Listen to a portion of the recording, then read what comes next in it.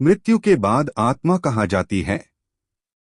धार्मिक और आध्यात्मिक दृष्टिकोण से हिंदी में मृत्यु के बाद आत्मा की यात्रा एक गूढ़ और रहस्यमय विषय है, जिसे अलग अलग धर्म, परंपराएं और मान्यताएं अपने अपने दृष्टिकोण से समझाती हैं।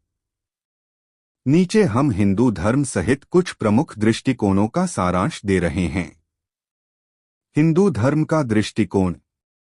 हिंदू धर्म के अनुसार आत्मा, जिसे आत्मा या जीवात्मा कहा जाता है, अमर होती है। मृत्यु केवल शरीर का अंत है, आत्मा का नहीं।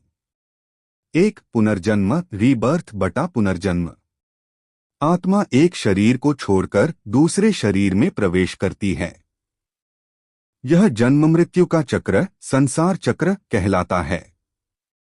यह चक्र तब तक चलता है जब तक आत्मा मोक्ष, मुक्ति नहीं प्राप्त करती। 2. यमलोक की यात्रा। मृत्यु के बाद आत्मा यमराज के पास जाती है, जहां उसके कर्मों का लेखा जोखा किया जाता है। पुण्य कर्मों वाले को स्वर्ग और पाप कर्मों वाले को नरक मिलता है। यह एक अस्थायी स्थिति होती है, बाद में आत्मा पुनर्जन्म लेती है। 3. मोक्ष, मुक्ति।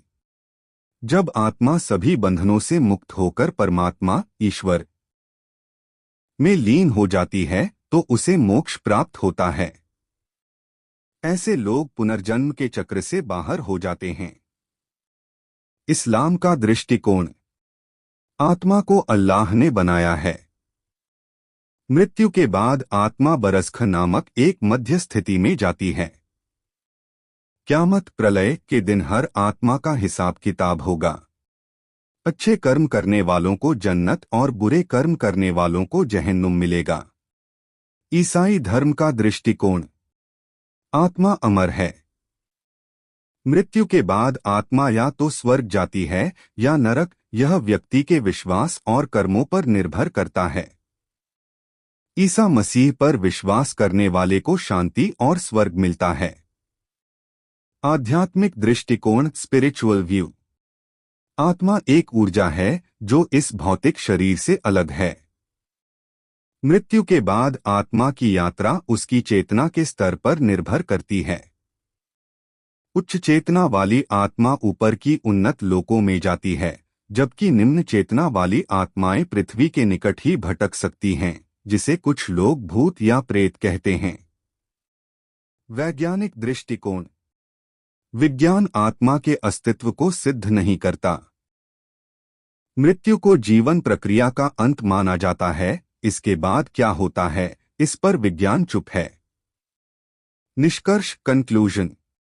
आत्मा न तो जन्म लेती है न मरती है। भगवद गीता। मृत्यु के बाद आत्मा की यात्रा एक रहस्य है जो आस्था, विश्वास और अनुभव पर आधारित है। जो जैसा सोचता है वैसा अनुभव करता है। आध्यात्मिक साधना से कुछ लोग आत्मा की गति को जानने का दावा भी करते हैं।